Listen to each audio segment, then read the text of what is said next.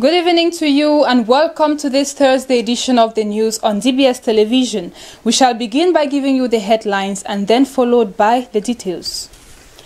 Cameroon's MINEPAD has engaged in making living conditions better for children in Cameroon, and this through a partnership with UNICEF. In the Democratic Republic of Congo, Prime Minister Ilunga has been ousted from his position, and this following a confidence vote that was organized this Wednesday in Kinshasa.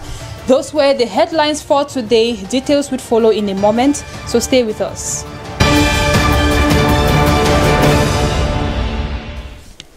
Good evening once more, ladies and gentlemen, and thank you for joining us on DBS Television. This is the 7 p.m. edition of the news presented by me, Cynthia Ngwemo.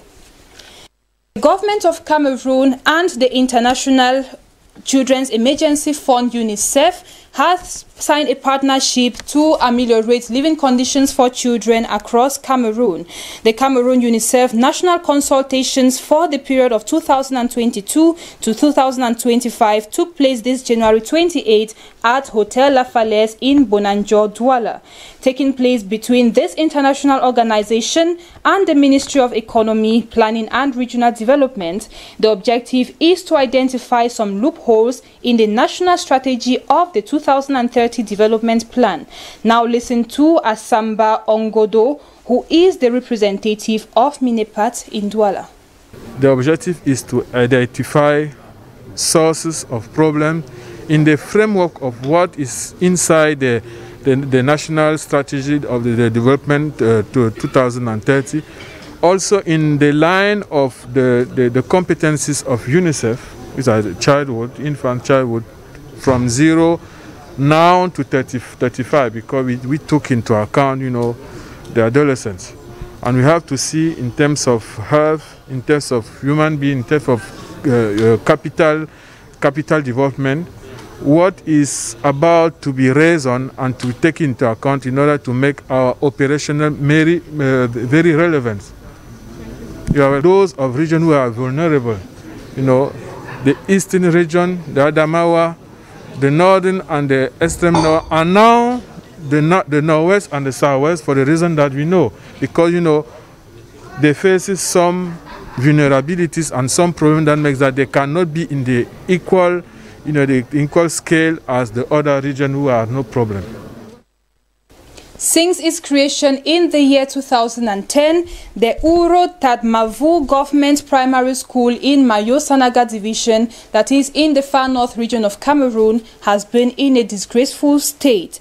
A lack of benches as well as poor material, that is didactic material, are some of the problems faced in this school. Nde Vanessa Shuyong tells us more about this in the following report. Here is Government Primary School of Oro Tadmavu in Mokolo subdivision of the Far North region. The conditions of the available classroom is very deplorable. Molded cement blocks have been patched and roofed with grass just to provide shelter for the pupils.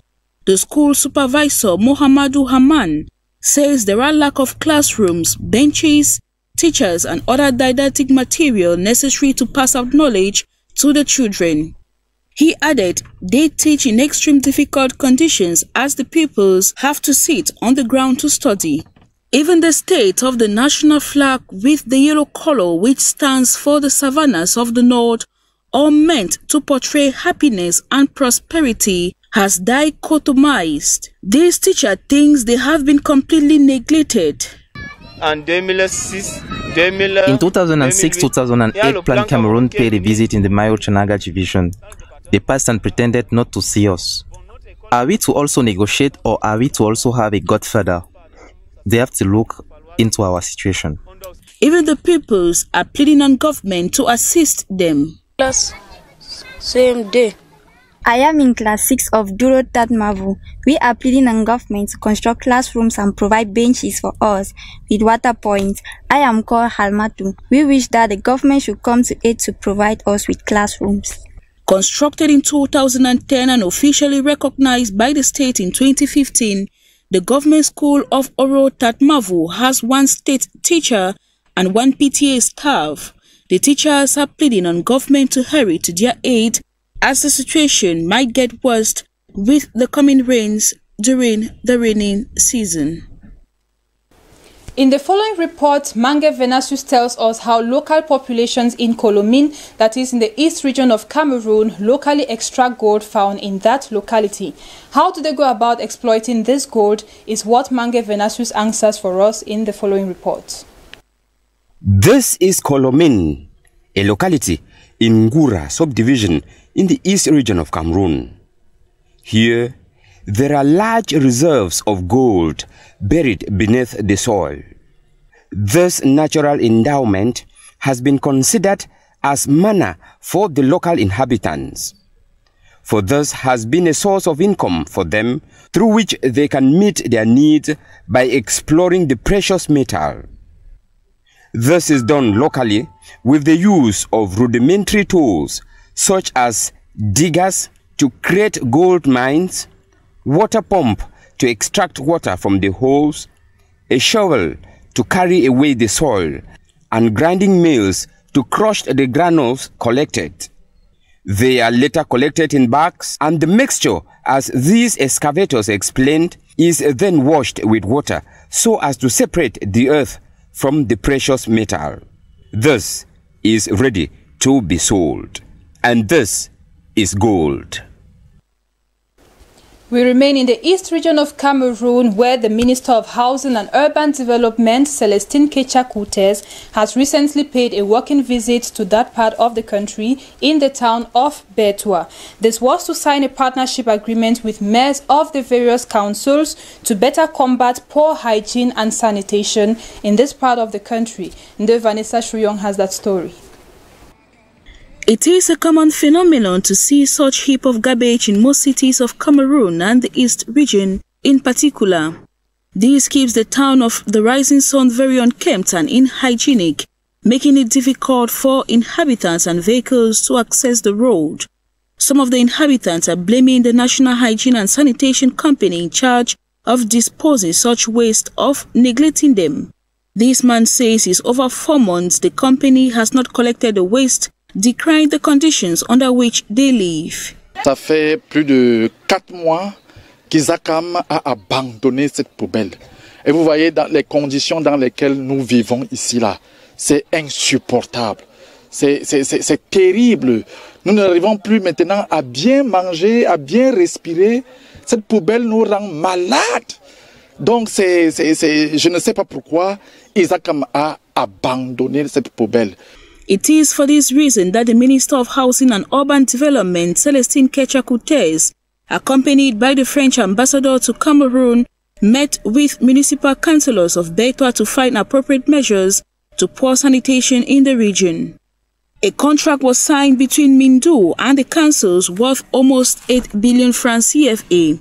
The minister used the occasion to launch the regional competition for the cleanest towns in the East region in relation to the national campaign for hygiene, sanitation and the beautification of Cameroonian cities. She, however, expressed dissatisfaction over the use of funds budgeted for the past 2 years project. For instance, funds to rehabilitate drainage lanes, construction of public facilities, and development of crossroads were mitigated. 25 councils benefited from the funds and 8 effectively carried out their project, giving a total of 32%.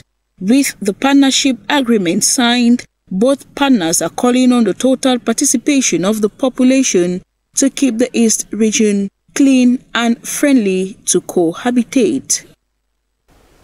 Now we take you out of Cameroon. Parliamentarians in the Democratic Republic of Congo have voted to remove Prime Minister Sylvestre Ilunga Ilukamba on Wednesday evening during a plenary session. This is the latest in the growing conflict between the country's current President Felix Tshisekedi and allies of his predecessor Joseph Kabila. The country's National Assembly approved a motion of seizure against Ilumba with a leading vote of 367 to 7 with more than 100 abstentions. The Prime Minister now has 24 hours to leave office according to the Congolese constitution. Ilunga has however denounced his removal, and an ally of his has said that he would not resign. He boycotted the session, calling it illegitimate under the constitution and internal regulations of the parliament. It was also boycotted by pro-Kabila party MPs, who also stressed that the parliament session had no mandate capacity to organize according to the constitution. In the Central African Republic, former rebel leader Mahamat Zahid Ghani appears before the International Criminal Court this Thursday.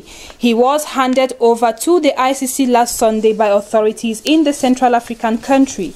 Mahamat faces charges of war crimes and crimes against humanity after the ICC issued a warrant for his arrest on January 7, 2019. He is accused of committing the mentioned crimes in the capital Bangui following the overthrow of President Francois Bozizé in 2013. Presiding judge at his trial, Rosario Salvatore, was expected to verify Ghani's identity and the language he prefers to use in the next proceedings. A limited number of people were allowed in the courtroom due to COVID-19 restrictive measures, but the session was broadcast live on the ICC channel. Still in West Africa, Nigerian President Muhammadu Buhari has replaced the country's top military officials after months of pressure over his response to worsening security. Leo Irabor was named to the post of Chief of Defense, which oversees the main military branches, while others would command the Army, Navy and Air Force. A statement from the presiding president, Buhari has accepted the resignation of some chiefs, referring to Chief of Defense Staff and the chiefs of the Army, Navy and Air Force. No details of the change of the country's top-ranked military chiefs were given. Muhammadu Buhari, a former military general first elected in 2015, came to power vowing to tackle Nigeria's long-lasting jihadist insurgency, which they have battled with, Boko Haram, that has devastated the northeast, killing at least 37,000 people and displacing more than 2 million. Now moving out of African continent, a team of experts from the World Health Organization have left quarantine in Wuhan, China today, and will begin investigations into the origins of the COVID-19 pandemic. This follows requests from U.S. authorities in Washington for a robust and clear investigation. The group of experts started a 2-week quarantine on January 14 upon arrival in the country. That is, in the country where the first cluster of coronavirus cases emerged in late 2019. The scientists will begin by interviewing people from research institutes, hospitals and the seafood market linked to the initial outbreak. It is believed to have come from bats and spread to the wet market in China.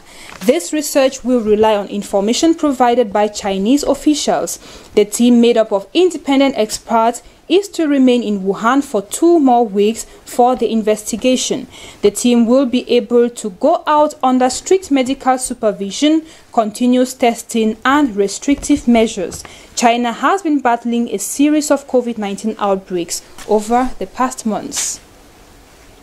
That foreign page story brings us to the end of this edition of the news on DBS Television for today, Thursday. We say thank you for watching and invite you to stay with us for upcoming programs on DBS TV.